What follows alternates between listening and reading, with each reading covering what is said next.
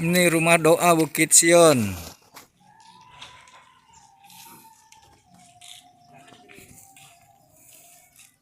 Ada gundul, apanya gundul? Bunganya? Orang tuh iya panas sekali dan udah mulai ubahan, jadinya apa? Ini ibu pendetanya, Pendeta Mariulin Guru Ginting.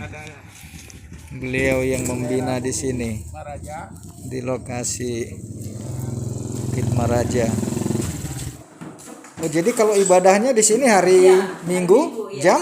Hari Minggu sama hari Kamis setiap minggu keempat Oh, ada PA. PA. Iya. Jadi toh ini yang tinggal di sini. Kita nggak gereja. Gereja Oh, Kristen Kudus Indonesia. Bukit Sion. ada Bukit Sion di Bukit Maraja ya. Masih menerima tamu. Saya di sini bersama pendeta Bernard Siadia. Kehidupan mereka nggak Jadi saya ikut naik mobil beliau.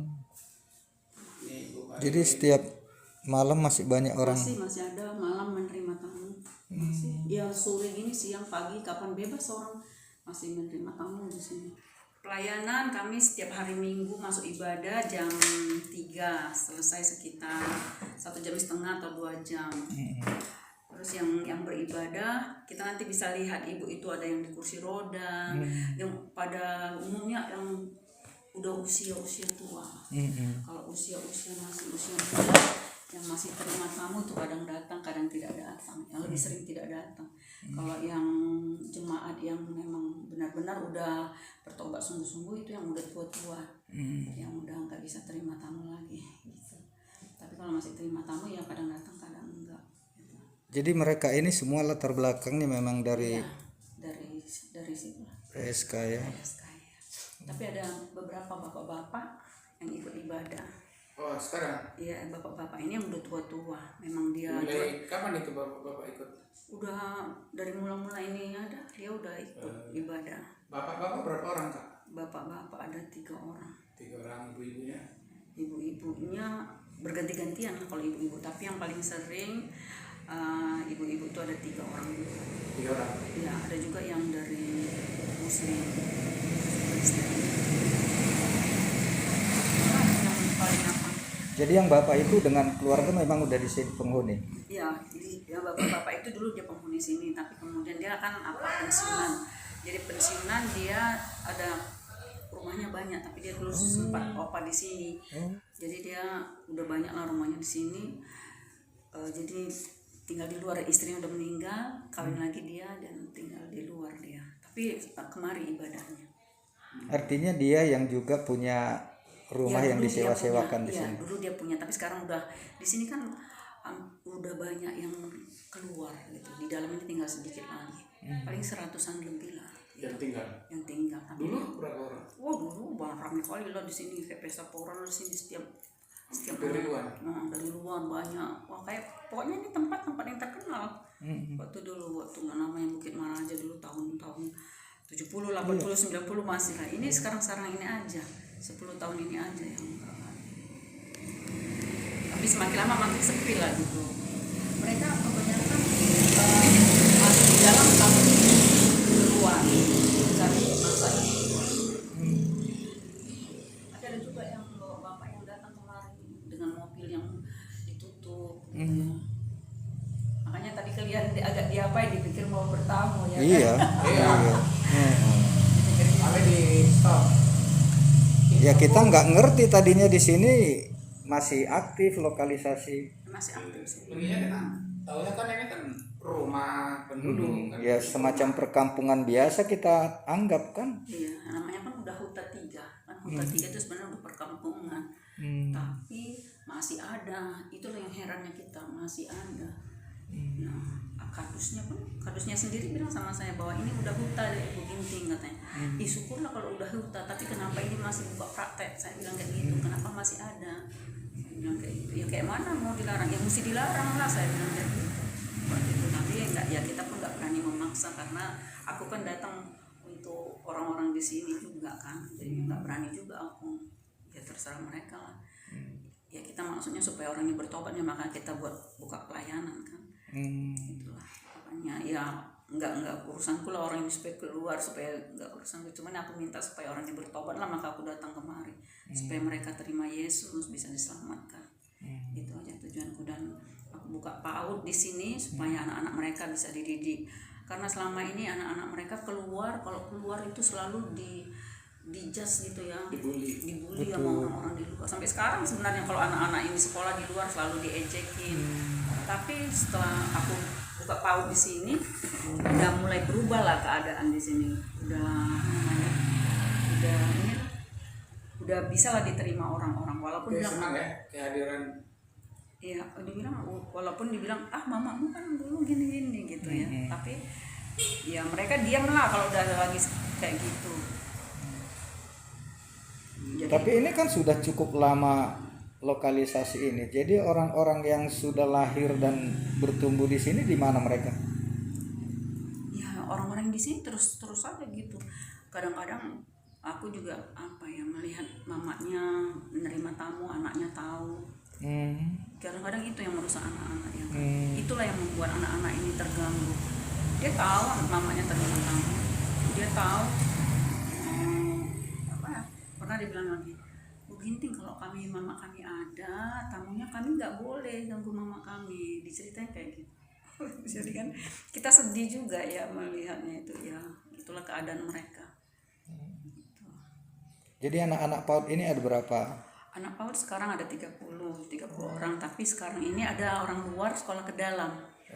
Jadi kita juga senang kalau ada anak luar sekolah ke dalam. Jadi kan membaur ya? Iya, jadi kalau dulu orang luar nggak mau, dibilang ngapain anakku sekolah di dalam itu, sekolah maksiat, tempat maksiat, nanti anakku jadi jahat di dalam, nanti ditengoknya. Padahal kan di sini kalau pagi-pagi kan sepinya kan, sekolah kan pagi, tapi orang-orang tuanya nggak mau sekolahin. Tapi sekarang udah mulai ada anak-anak luar sekolah ke dalam.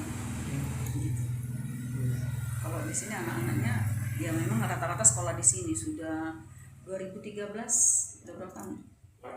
8 tahun lah ya, 8 tahun sekolah di sini. Gitu lah Pak. Jadi jumlah penduduk di sini tuh berapa banyak? Penduduk sih banyak, kita nggak kalau yang tahu persis kadusnya, kalau aku nggak tahu, karena satu tempat bisa entah berapa orang di dalam tersimpan ya kan, wanita-wanita itu. Kadang-kadang kita nggak kenal, tak tahu di luar kita jumpa rupanya orang sini. Orang itu bilang, Bu Ginting, kok kenal ya dia? Aku nggak kenal, rupanya orang di sini. Gitu. Jadi masih ada juga yang baru, pelayan-pelayan apanya ini? Ada. Banyak yang baru-baru. Keluar masuk lah Pak kalau sini. Keluar masuk dia. Tapi ada juga yang udah beberapa generasi. Misalnya opungnya udah di sini, anaknya, itu mama, cucunya. Gitu. Ada lagi itu yang sangat sedih kan, waktu itu saya mengadakan pelatihan menjahit. Kita pikir bisa belajar menjahit nanti supaya jangan sama seperti mamanya kehidupannya. Tapi rupanya mereka nggak serius lah, kita bilang, walaupun ada orang yang mempengaruhin. Waktu dia belajar menjahit dipanggil, sini, diajak main judi, ya kan? Jadi kita pun nggak berani melarang untuk, kok ajak main judi, anak-anak ini lagi belajar menjahit, kita nggak berani. Nanti marah pula dia, karena orang penting juga di tempat ini dia. Itu kita bilang lah, kalian lagi belajar, jangan main judi. Akhirnya yang mengajar kan kita bayar, ya mereka nggak pintar-pintar, ya kita stop aja karena nggak berguna, nggak berdampak. Untuk apa kita ajarin kalau mereka pun nggak serius belajar? Nanti seperti peribahasa, arang habis besi binasa, nggak ada gunanya kan. Nah, kita melihat sekarang mereka udah mulai besar dan mulai lagi dunianya udah kayak dunia mamanya. Mereka udah mulai lagi pacaran, mulai.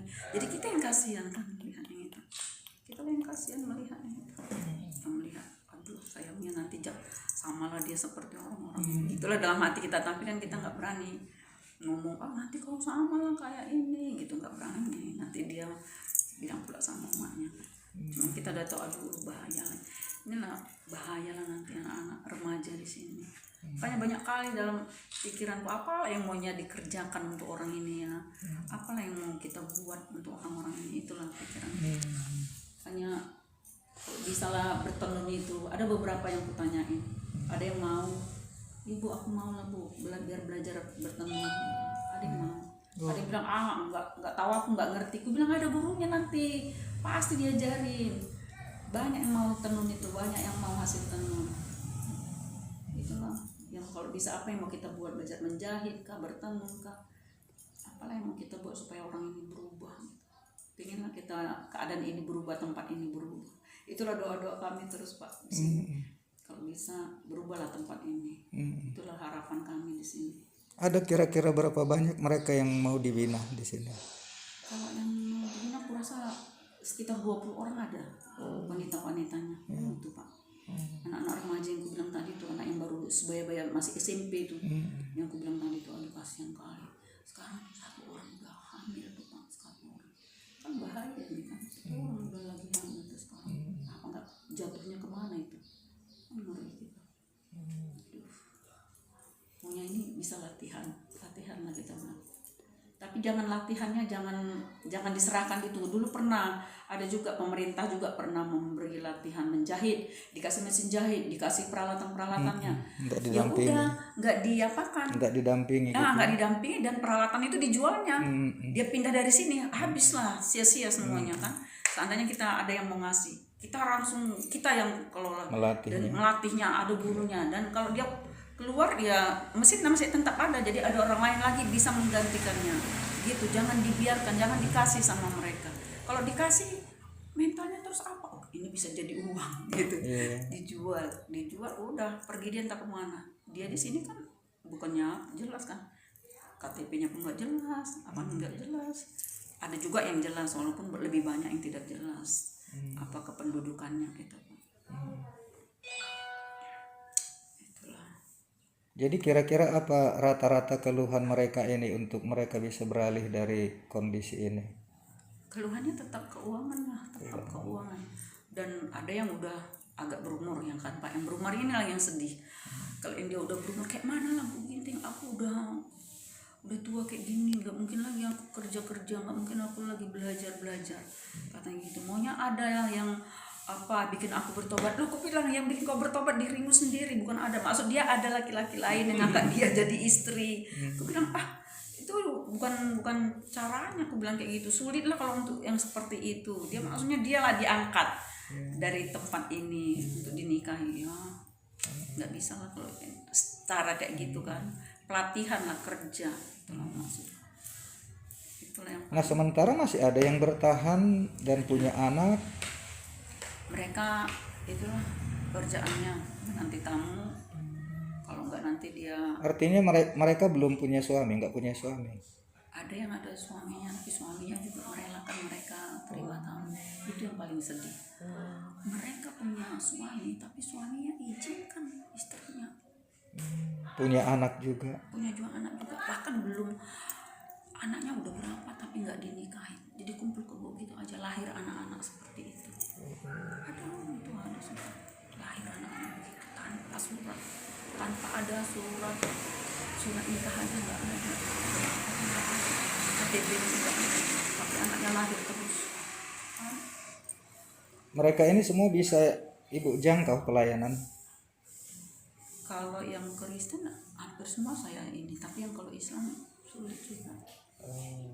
Kalau yang Kristen hampir semua aku datangi, bisa sharing, bisa kita bergaul dengan mereka. Kalau yang Kristen hampir semua. Yang Kristen ini memang dari Muslim? Enggak, ada yang cuma 2 orang kalau yang dari Muslim yang bisa aku apain. Kayak nenek yang tadi, nenek itu udah terima Yesus, udah terima Yesus, tapi dia ke gereja belum berani. Tapi dia udah rasakan lah waktu dia sakit kita doakan dan terjadi kesembuhan, dan dia terus menyanyi lagu Allah Tuhan penyembuhku. Itu dia nyanyikan lagu itu kalau dia merasakan badannya sakit apa. Itu ada yang udah kita layani 1 orang itu, tapi waktu kita udah layani dia merasa berdoa terus ibu ini, diajak berdoa rupanya nggak mau, dia akhirnya dia mundur.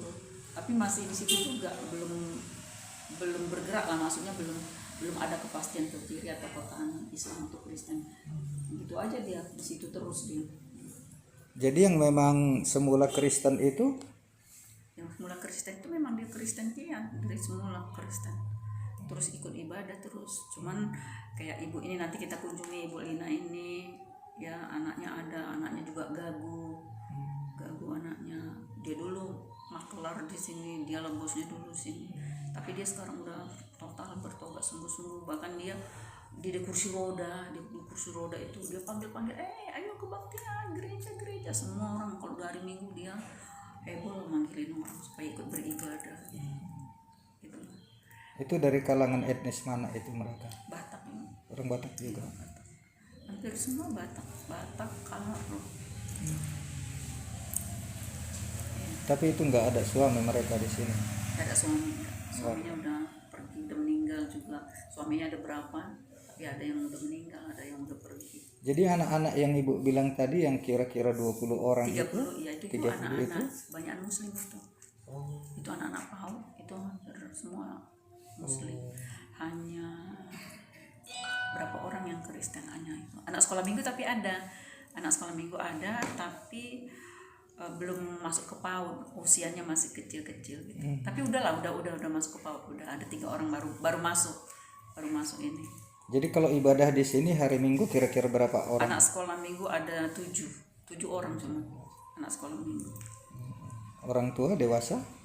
Kalau dewasa ada 15 orang, tapi yang rajin ibadah 10 orang paling yang rajin. Itulah yang dibimbing terus. Apa kira-kira yang ibu harapkan dari pelayanan ibu di tempat ini? Aku berharap ya mereka teruslah setia walaupun kondisinya mungkin nggak enak ya di sini. Kadang-kadang kan di sini untuk makannya aja susah, untuk makan perutnya aja. Jadi ada yang mau ibadah itu karena nanti di situ ada makanan, paling itu yang nanti di situ ada makanan itu. Jadi kadang-kadang kita kesal, ini ibadah karena mau makan aja gitu. Tapi kan harus juga kan, nggak setiap minggu pun kadang-kadang, tapi kita harus bawa makanan juga supaya mereka bisa makan lah gitu. Itulah ya harapanku, mereka tetap setia walaupun keadaan sulit ya kan, walaupun keadaan jungkir balik. Mereka ada di sini istilah gini lagi, untuk apa ya kita ke gereja kalau malamnya kita buka baju, maaf ya Pak, ya, malamnya kita buka baju juga katanya gitu. Jadi kadang-kadang mereka mau ibadah pun ada perasaan seperti itu, ngapain kami ibadah kalau malam pun kami menghadap ke langit gitu. Itulah kadang-kadang kayak gitu mereka.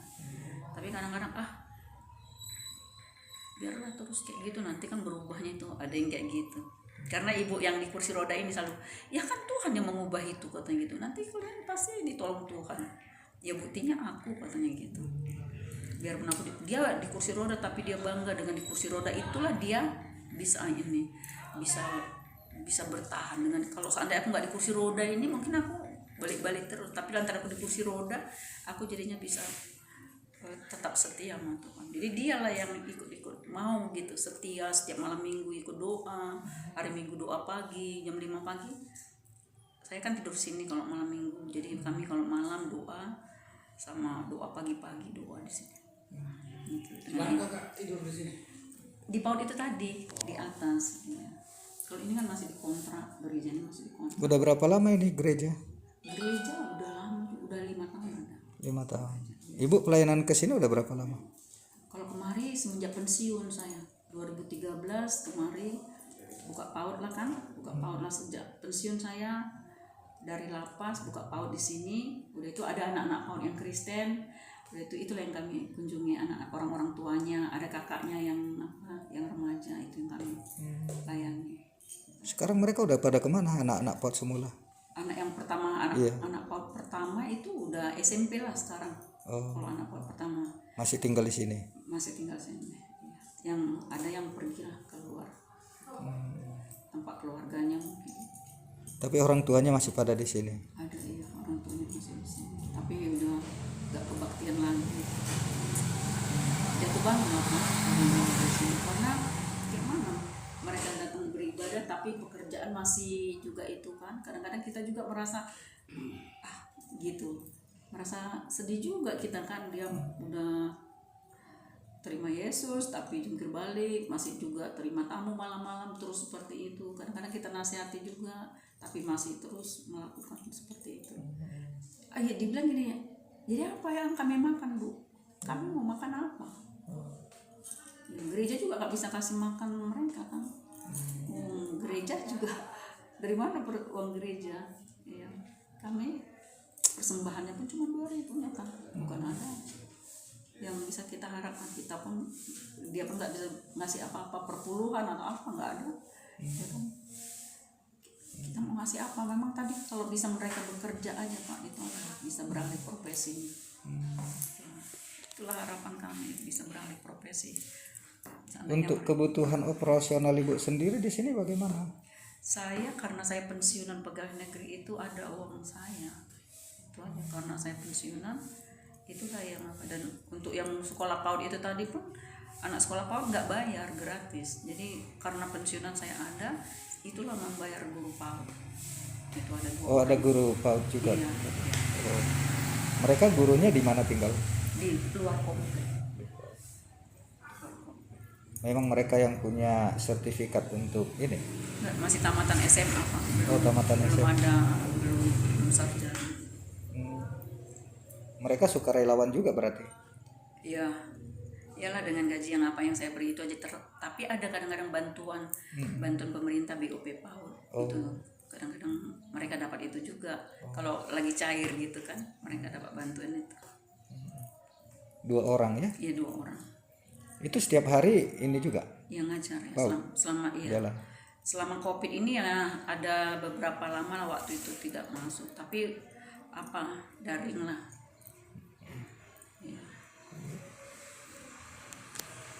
Ya, selamat melayanilah Ibu Ya itulah yang bisa kita lakukan ya. demi jiwa-jiwa ya. Iya, untuk jiwa-jiwa. Kita berharaplah keadaan berubah. Tuhan pasti mengubah tempat ini dengan cara Tuhan, nggak bisa dengan cara kita. Kalau dengan cara kita terbatas ya kan, tapi kalau cara Tuhan tidak ada yang mustahil. Tuhan bisa lakukan mujizat. Apalagi nanti mana tahu Bapak Bupati mau peduli dengan tempat ini bisa berubah, ada kerjaan entah apa dibuatnya di sini, bisa orang-orang akan berganti profesi. Itu aja harapanku, tetap mereka ini berubah profesinya, jangan lagi menerima tamu. Di Pemda di sini, di Pemkab ini statusnya masih lokalisasi. Itulah masih belum jelas Pak.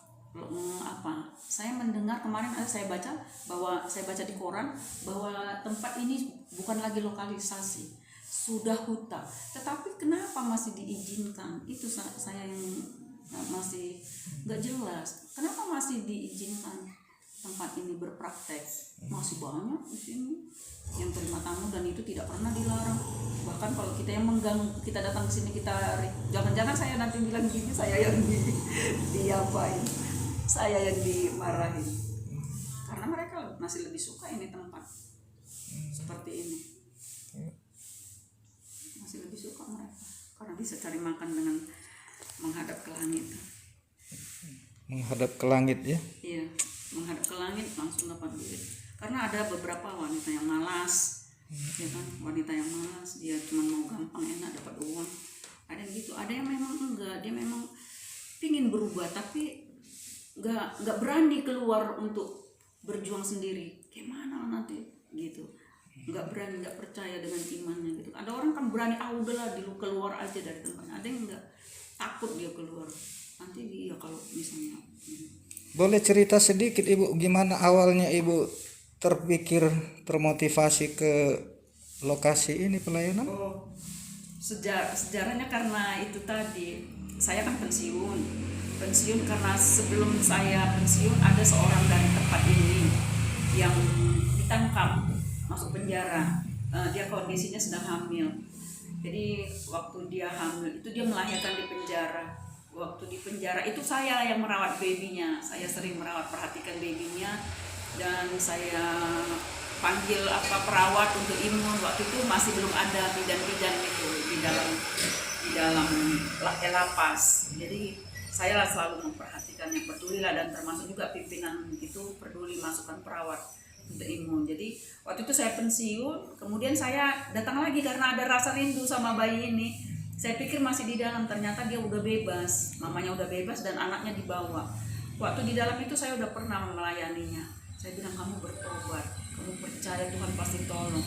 Memang ada komit dia, oh iya Bu, saya nanti kalau bebas saya nggak mau lagi ke sana, saya mau kerja yang benar-benar. Iya, pasti Tuhan tolong.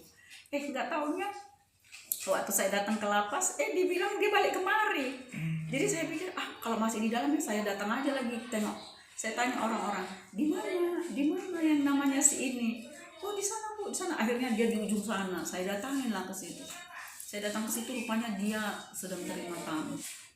Saya lihat lah dia sedang terima tamu, jadi anaknya itu rupanya dibawanya juga di situ.